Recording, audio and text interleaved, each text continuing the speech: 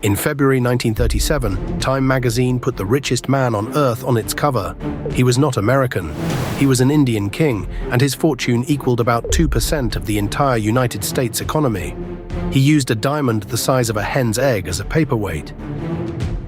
7 levels of this fortune, smallest to largest. Number 7. The clothes. Start with the man himself, because nothing about him makes sense. Mir Osman Ali Khan, the 7th Nizam of Hyderabad, was the wealthiest human being alive, and he dressed like a retired clerk.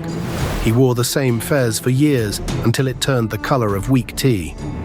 He knitted his own socks. He wore cotton pajamas and a crumpled shawani, often unironed. He smoked cheap local cigarettes and, by several accounts, would pick up half-finished ones left by guests. He ate simply, sometimes off a plain tin plate. His private rooms were reportedly cleaned once a year. He haggled over small amounts. A man sitting on a fortune that could have bought a country was known for arguing about the price of things that cost a few rupees. So hold this question with me all the way to number 1. What is a fortune actually worth if it is never spent? Because he did not spend it. That is the thread running through every single level of this story, and it is the reason the ending is what it is. Number 6. The palaces. Now the contradiction. The man in the darned socks lived inside some of the most extravagant architecture in Asia. Chowmahala Palace, the seat of the dynasty, with a Durbar hall under 19 chandeliers of Belgian crystal. The Falaknuma Palace, built in the 1890s in the shape of a scorpion, standing 2,000 feet above the city. Its dining table seats 101 people in a single room, on hand-carved rosewood chairs. The 6th Nizam admired it so much that the family who built it effectively had to hand it over. And here is the detail I keep coming back to. Osman Ali Khan barely used them. He spent most of his life in a far plainer residence called King Kothi, in a suite of rooms that visitors described as cluttered, dim and stacked with paper. The palaces were assets, the way another man might own shares.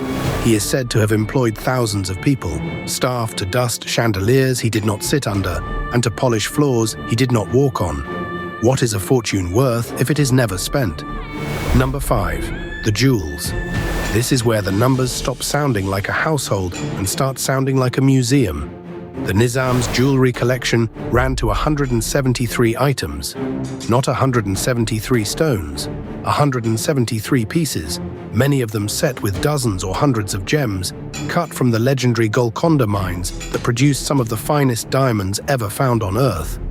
The centerpiece is the Jacob diamond, 184 3/4 carats, roughly the size of a lime and nearly twice the weight of the koh-i-noor in the British crown jewels. The story goes that his father bought it, was appalled at the price, and had it wrapped up and pushed into the toe of an old slipper. Years later, Osman Ali Khan found it there, and rather than sell it, or wear it, or lock it in a bank, he put it on his desk and used it to hold down documents. There are 7-strand pearl necklaces in the collection, carrying hundreds of matched Basra pearls, the kind that effectively no longer exist, because the beds they came from were fished out generations ago. Matching several hundred pearls for size, color, and luster took decades of collecting. You could not commission that piece today at any price. And there is one more piece that is not in the vault at all because he gave it away. In 1947, Princess Elizabeth of Britain married Philip Mountbatten. The Nizam sent a wedding present. Rather than choose it himself, he opened an account at Cartier in London and let the bride pick whatever she wanted. She chose a diamond necklace of around 300 stones and a matching tiara. It is still known in the British Royal Collection as the Nizam of Hyderabad necklace. A future Queen of England wore a gift from a man in Hyderabad who would not replace his own hat. In 1995, decades after his death, the government of India bought the whole collection for about 218 crore rupees, roughly $70 million. The Jacob diamond alone was valued at around 13 million. Today, those 173 pieces sit in a Reserve Bank of India vault in Mumbai. They come out for public display perhaps once a decade. Number 4. The cash. Here is where his hoarding turns into something close to a legend, and I want to be careful because the legends have grown in the telling. What is documented is that he held enormous quantities of currency and gold outside any bank. Contemporary accounts describe rooms in the palace stacked with cash and bullion, trucks of it, in a private treasury that staff were not permitted to enter. Stories that circulated for decades claimed some of it simply rotted where it sat, chewed by rats because nobody was allowed near it to count it. That last part may be an exaggeration. The behavior behind it is not. Because in 1965, when India went to war with Pakistan, this famously tight-fisted old man donated 5 tons of gold to the country's National Defense Fund, 5,000 kilograms. It remains one of the largest single donations that fund has ever received. He would argue about a few rupees. Then he gave away 5 tons of gold in an afternoon.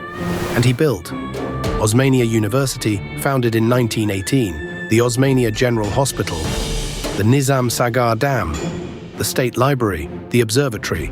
A man who would not buy himself a new hat put a serious fraction of his income into public works.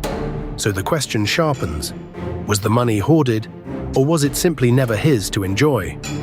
Everything so far has been objects: cloth, stone, stones, metal. Now it stops being objects. Number 3. The country. Hyderabad was not a palace with a garden. It was a state of 82,000 square miles, which is larger than England and Wales combined, with a population of around 16 million people, and it operated as a country in almost every practical sense. It had its own army, its own railway, the Nizam's guaranteed state railway, its own postal system, printing its own stamps, its own radio service, its own airline, Deccan Airways, flying from 1945, and this is the one that still astonishes me. Hyderabad had its own currency, the Hyderabadi rupee, minted by the state. Of the hundreds of princely states in British India, it was the only one permitted to issue its own money.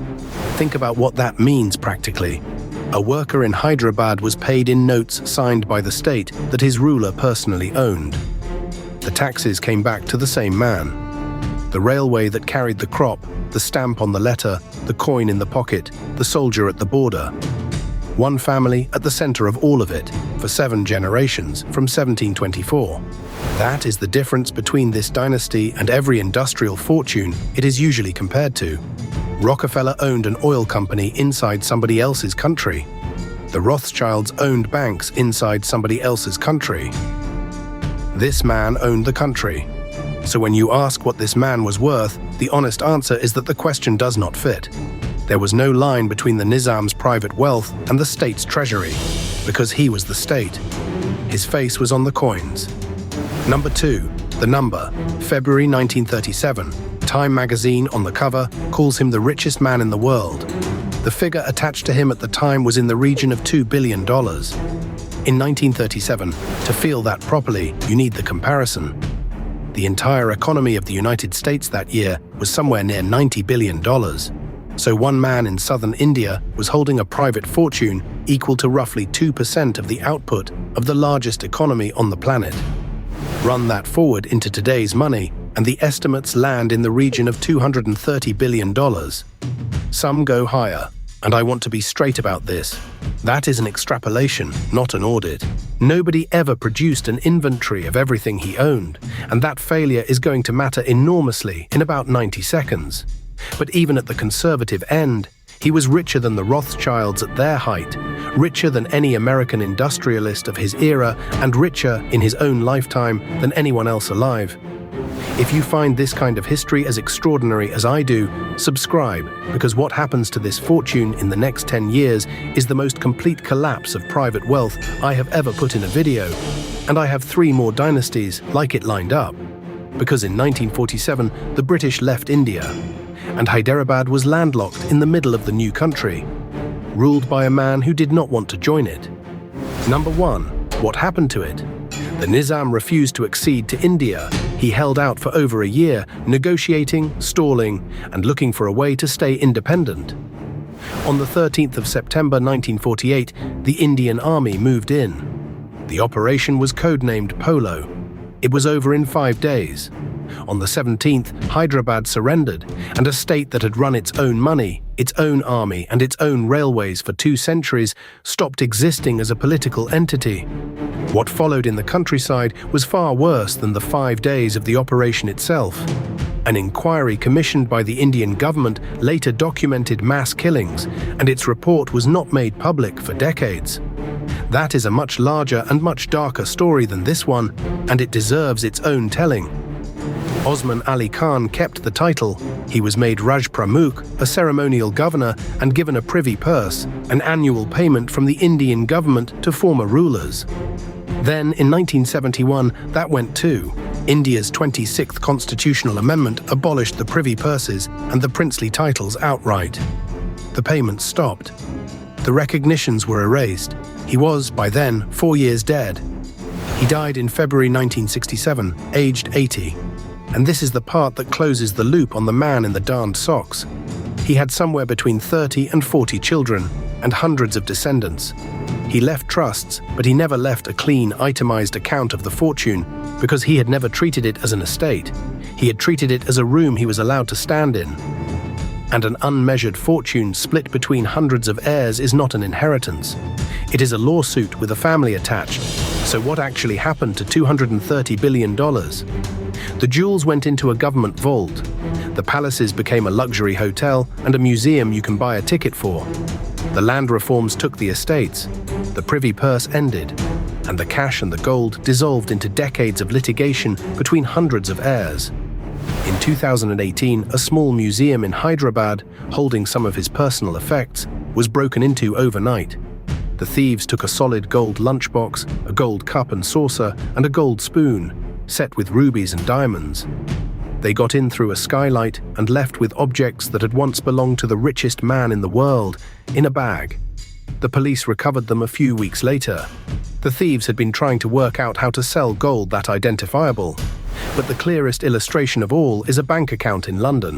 In 1948, in the chaos of the annexation, just over £1 million belonging to Hyderabad was moved into an account at a London bank in the name of Pakistan's High Commissioner. It sat there, frozen, for 71 years, while lawyers argued about who owned it.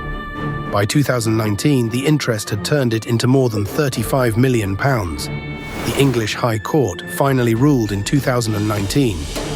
The money belonged to the Nizam's heirs and to India.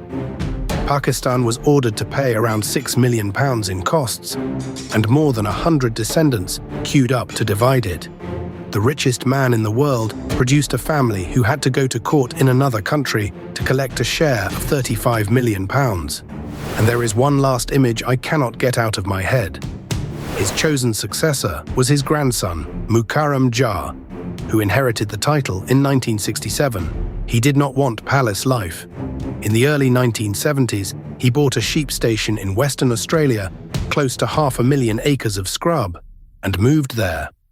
Photographs from those years show the heir to the greatest fortune of the 20th century in overalls, covered in dust, repairing his own bulldozers. The venture failed.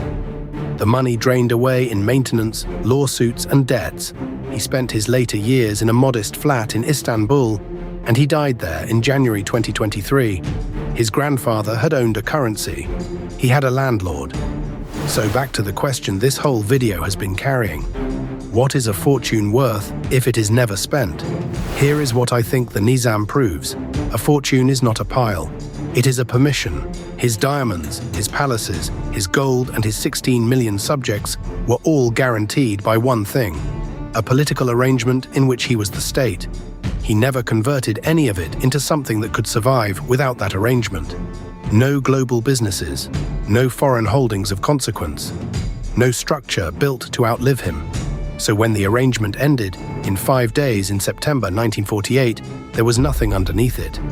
He used the second largest diamond of his era as a paperweight. And in the end, the paperweight outlasted the empire, because you can put a diamond in a vault, and you cannot do that with a kingdom. Subscribe and stay with me, because next I am counting down the 10 richest women alive right now. Self-made founders, heiresses to fortunes bigger than most countries, and one woman whose inheritance is so large that the world's biggest rich lists refuse to put her on the family rankings at all.